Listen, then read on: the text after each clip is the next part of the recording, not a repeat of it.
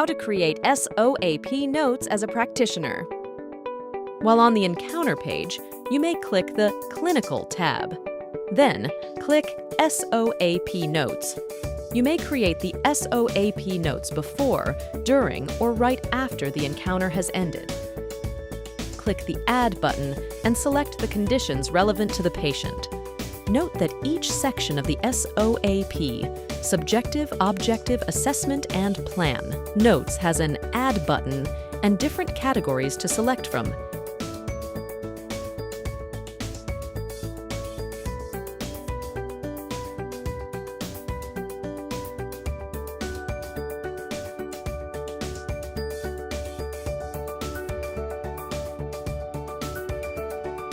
Click the Save button once finished with each section.